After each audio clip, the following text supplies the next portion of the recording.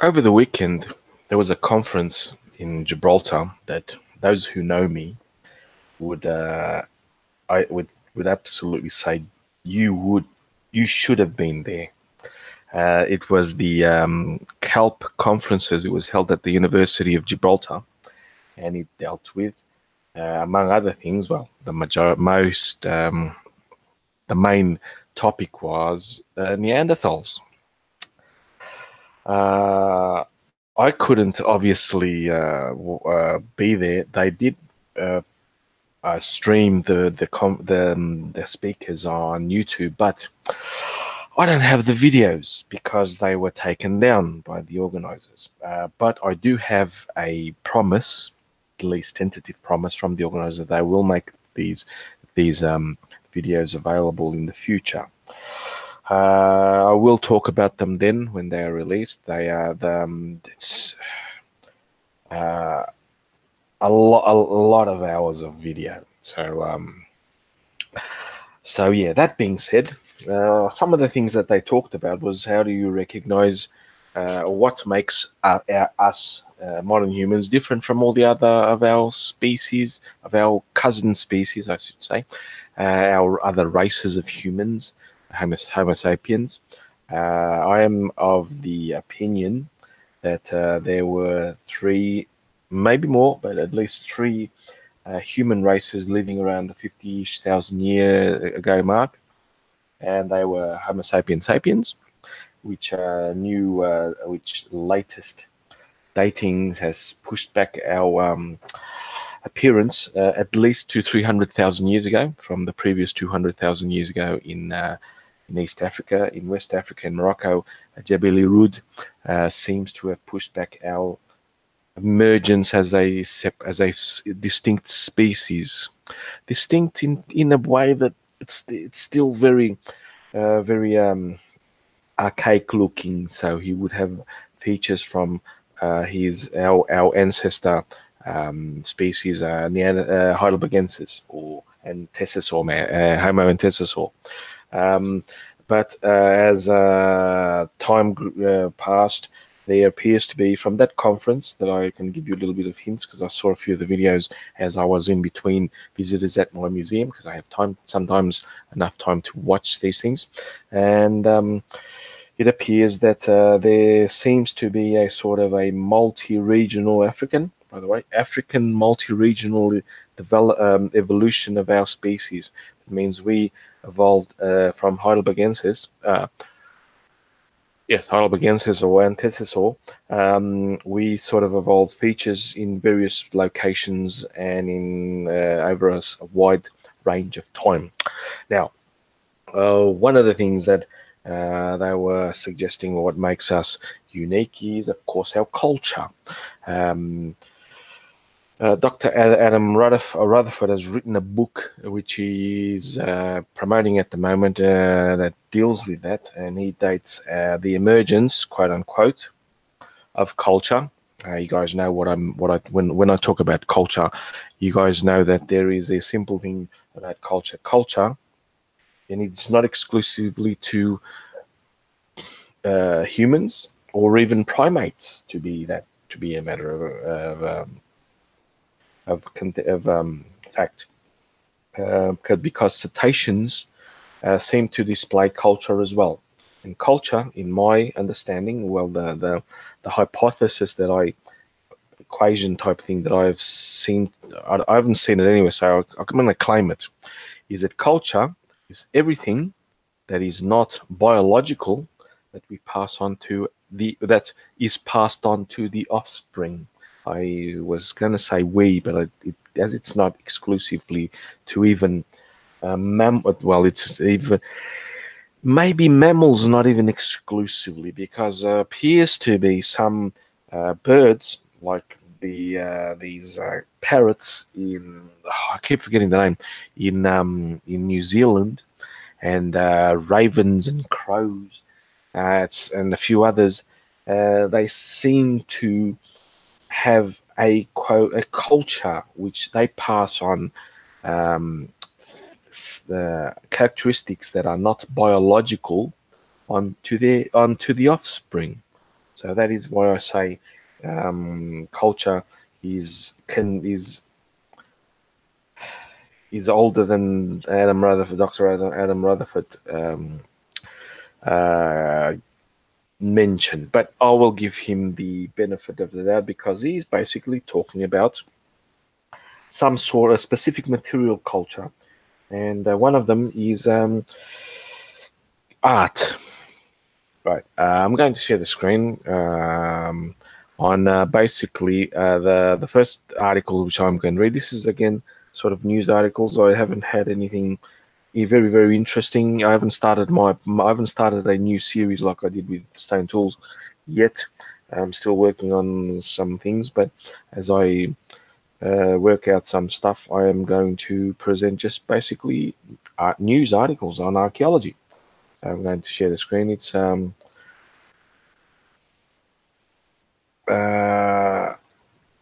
when did humans first begin to paint animals? That's a very pertinent question because it deals when depicting animals. There's a whole lot of let's say baggage for a word that can describe the meaning of what I'm saying. Because baggage, in the terms that I mean, englobes can encapsulate a lot of concepts, from concepts of a belief system, concepts of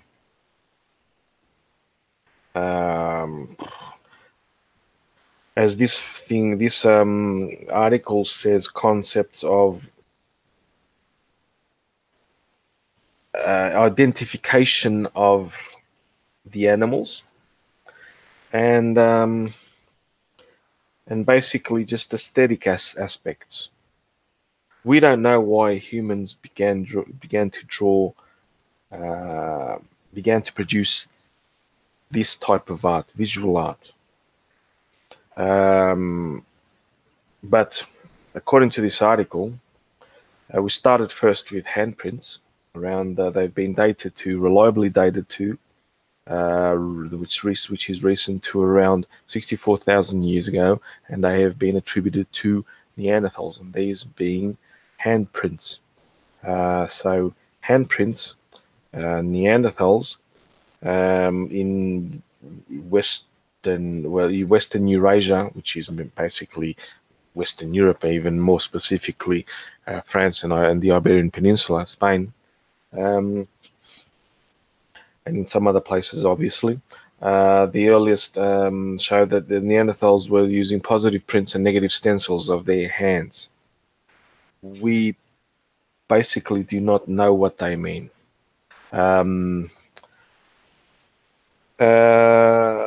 The second, as it says, I'll read a little bit of the article. Visual culture, the associated forms of symbolic communications, as I was about to say, it's also a form of communications, but there's a big but.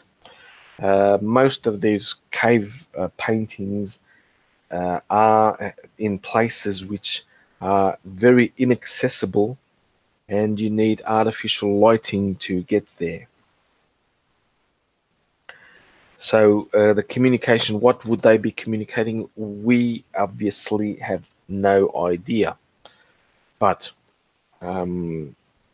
what this article says, that the new radical approach of this issue, which applies recent findings to visual neuroscience, perceptual psychology, and the archaeology of cave art, that begins to make sense of the intriguing representations forward what we hope can be tested scientifically. Okay, they've made a hypothesis, now they have to test it. What they have found, that first clue of the provenance came from the ancient hand marks, right? The positive prints, and as I was saying, they were dated to, which can go back in time. They were recently dated to some Neanderthals, may have done. Australian Aborigines have also, which were Homo sapiens sapiens, have been producing these type of stencil art at least 50-ish thousand years ago. That's a reliable date that I've talked about it last year. It's possibly in one of my videos. I can't remember it at the moment. So, There's also a second part which that sort of an evolution of these the, visual communication tool, visual communication means, well, art. This is art, but to us, but to them it could maybe have been something else. Is that they used natural cave features, for example, ledges and cracks, as part of animal depictions when they started be making the animals. And then the final clue, what they're trying to say, that the Upper Paleolithic hunter-gatherers, along with other predators, were stalking large herbivores such as bison, deer, and horses, and that formed their prey, which often lay hidden in camouflage. So, could these depictions of these animals in caves be a learning mechanism for younger hunters? That's what I get from this. Younger hunters to conceive and to at least get visual clues, as it says here, that they are looking at an actual animal and not a rock or something else. You feel free to read it. I'm summarizing this because I have a few other things to see. It says, in such ambiguous circumstances, it's better to see an animal, quote unquote, when it's not there. So it's sort of a training to actually visualize the animal when it's camouflaged, so you know that when you hunt it, you are actually hunting an animal, or escaping, an animal. To mistake a rock for a bear, that is not then not see it. So it's a training mechanism. Could be, we don't know, but that's a valuable, not value. That's a valid hypothesis, and I hope to see the studies when they are published, because this is quite interesting. It's a new way of looking at why we produced art. So feel free to read this article. It's quite interesting. It concludes, for example, that the evidence that they give is in Chauvet Cave. They've drawn 2 deers where they use the actual giant deers, which are the Megaloceros, I should say, Megaloceros. I've talked about these deer, the megafauna, the giant deers. They had antlers that would span up to 5 meters in the width. They were huge animals, and wide animals. So the hunters would depict the animal. When they depicted the animals, they used the actual natural contours and the wall fishes, which you can see in this picture. They were the brown was the natural fissures of the wall, highlighted in brown, while the lines were drawn in black. So they saw the deer in itself in the wall of the cave.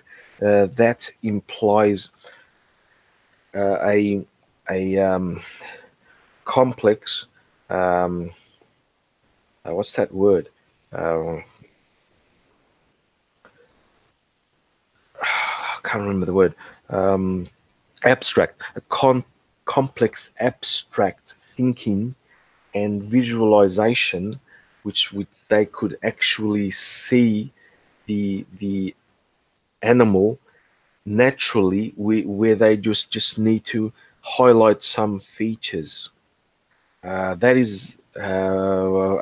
implies a highly complex brain structure. So yes, could that mean that could this differentiate us from our earlier ancestors? Possibly, maybe. I don't know. Like I said, I hope to read the findings of any future studies that are basically directed from this article here, this thing.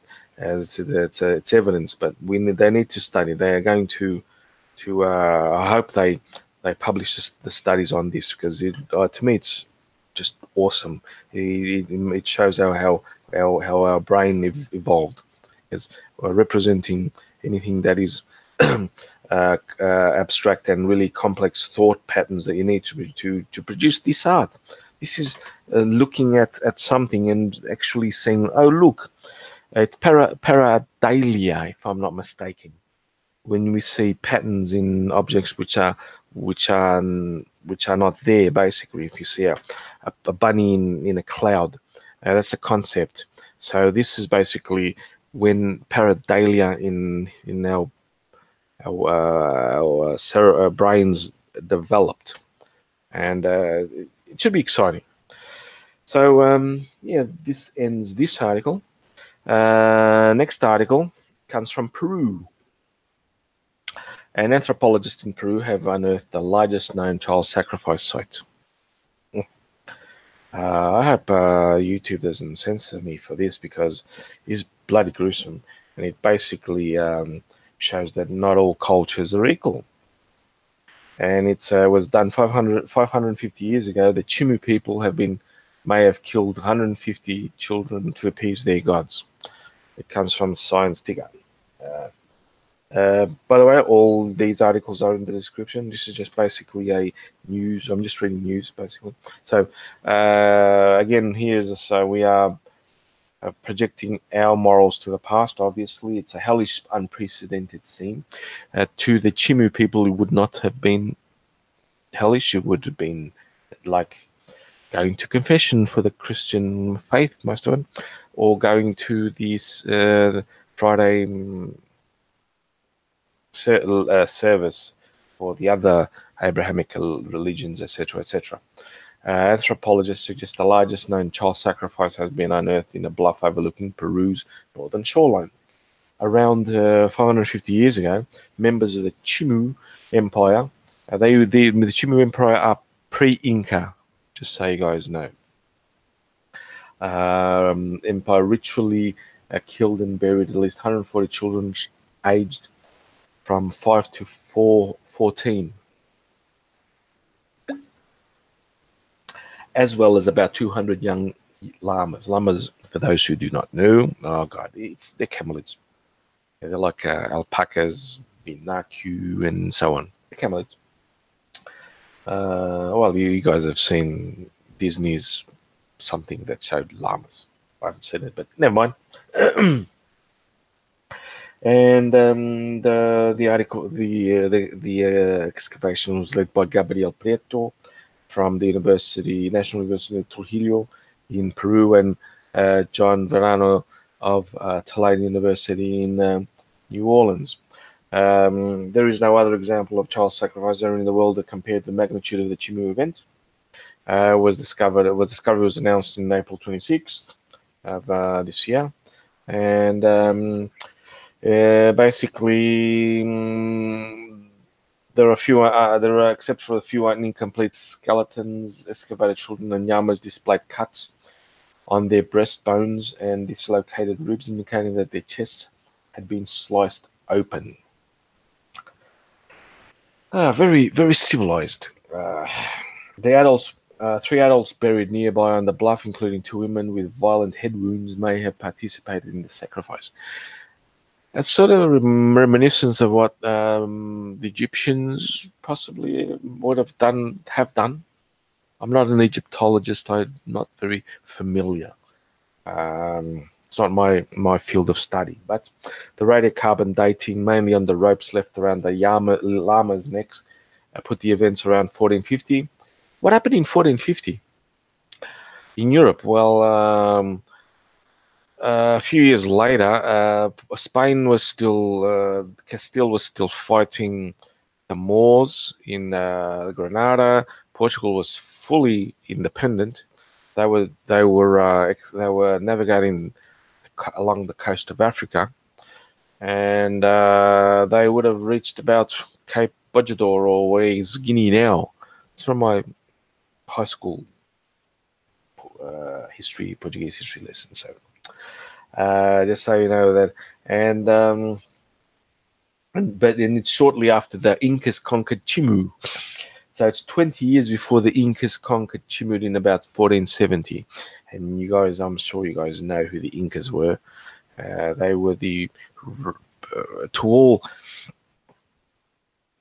to all characteristics, they were the Romans of Southern America. They built roads. They had an extensive communication system. They did not have many metals, and they did not, except for gold and precious metals, and they did not have the wheel, or obviously gunpowder, etc. But they did not have the wheel yet. They could communicate in their empire, which was in. This is the Andes, by the way. Peru, Bolivia, northern Chile, and Ecuador. And they were basically operating on the Andes mountains at least 4,500 meters above sea level. So they were communicating from Ecuador to northern Chile using runners, and they could cover that distance in about a day or two. Because they had the same, almost an exact same system of what the Romans had, the Roman roads and their inns and mile markers and mile inns, where the Romans would use horses for the same effect. The Incas were using foot soldiers, people, runners, etc. And they did not have a writing system. They used knots to somehow knots on a rope to somehow communicate their messages, etc. It is mind blowing. They were very advanced in that aspect, even though it was 1400s, 15th century. So there was a mud layer covering the sandy graves, possibly resulting from floods caused by massive rains. That area gets and still gets massive rains every about 11, 12 years with El Nino and El Nina. So yeah, and then you can see the excavation. And yeah, so the agricultural crisis triggered by repeated flooding might have led Chimu leaders to sacrifice children to their god, Varano suggests. And it's not unknown in the Americas, especially Middle America, Central America, and South America, the northern part of South America, the Incas, etc. That they, yes, it's not unknown that the Aztecs would have done the same. The Aztecs, the Mayas, etc. So basically, yeah, they were very. Not all cultures are the same. Just let's modern lesson we also have learned something about. So next one. You guys know I love Neanderthals, and it was announced on the 15th of this month that they have in a cave in Kurdistan, and it is a very, very prominent cave. It's Shenida. Kurdistan, it's in the Zagros Mountains, in northern Iran. They have found now 12 individuals of individual Neanderthals. What is most striking is one of them, Shenida 1. He is an individual which early in life he suffered a brutal attack or something because he was slightly deformed, etc. He was, so you guys know, he was depicted in a semi-famous novel by author Jane Newell, Clan of the Cave Bear. He was the Mogur. Well, the character that she developed after Shenida 1 became in her book the Mogur, or the shaman, who basically raised Leia. Yeah, I'm a geek. I read a lot of stuff, but that's fine with me. But so they found recently a couple more, September this year, a couple more Neanderthal individuals, and basically, this is the author. You can watch the video. I'm just going to say that basically they found new, in this cave, new specimens of Neanderthal. They are central Eurasia, and like I said, it's northern Iran, Iran Kurdistan area, and it is exciting.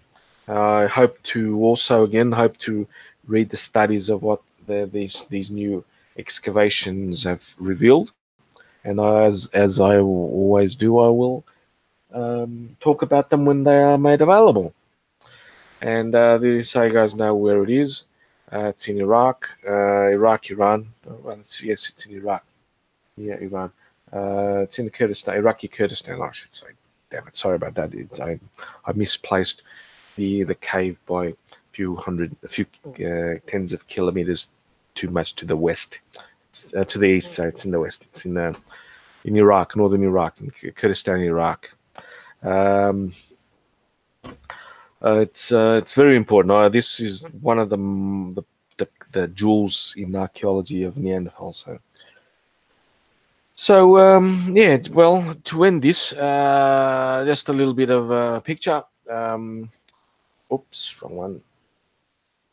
From Elizabeth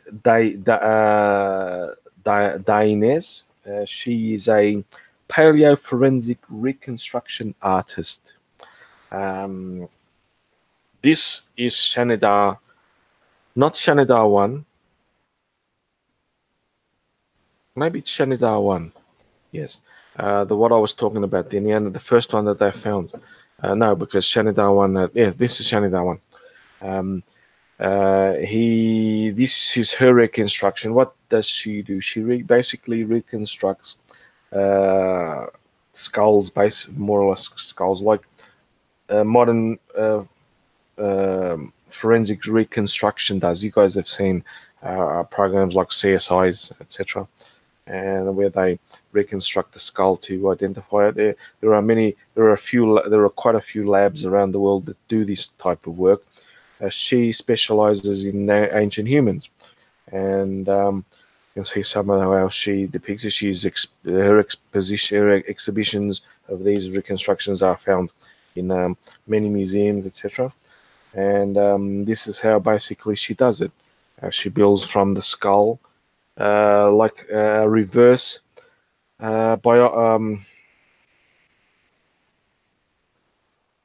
what's that? You guys know when you sometimes the words have escaped me. I apologize. Dissection. She works in reverse dissection, where she builds up the layers of muscles, etc. As you can see from this image, and because each skull, we know from studies from biology, etc., that each skull has every animal and human, and every animal, including us, has muscles to a certain thickness, and the bone determines how the muscles are basically going to look like. So she basically reconstructs the a skull to form this, and this is awesome. So I end it here, and basically that's end of the show. I'm going to see how are you guys, answer any questions that may appear. First, say hello to everyone. Carlos W, John W Muse, Davey, Maleficus, how are you? And everyone else who may later appear. So, any questions? No questions. Oh, cave paintings at fairies. Yes, they were, Davey. Yes, they were cave fairies. Okay, guys, I'm going to end it here. It's been the program. I did cover this. Basically, thank you all. Oh, Adam. How are you, Adam, my friend? Awesome.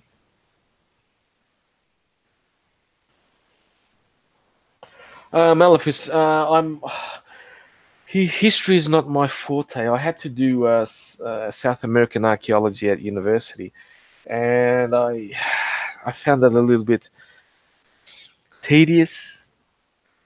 There is a lot of exciting things, and even to discover. Like this was a recent discovery. But I'm so into paleo, the period of around the 50,000 years ago, where Homo sapiens, Homo sapiens neanderthalensis, and Homo sapiens denisovans lived together in harmony, etc., etc. You know, and I'm not the best person to. I can do these type of things on anything, on discussing articles, but be I would not do the material justice. That's why I sort of don't do many things. My expertise, my field of study is, of course, Neanderthals and our early basically Neanderthal period, and also somewhat the early agricultural period. I can do early agriculture, the Neolithic period, quite well. So yeah. Uh, the proto mines. There's not a lot, honestly. There could be a lot. I'm good, Adam. Thank you, and mate. Your campaign on Mo. You be careful, my dude. You know how loving, loving and cherishing and welcoming those people are. So I'm just want to say, please be careful, and I will soon try to contribute as much as I can afford, so on. So yes. Anyway, my dear, awesome people, I'm going to log off, and thank you all for tolerating putting up with me, and goodbye. You are all awesome. Good night.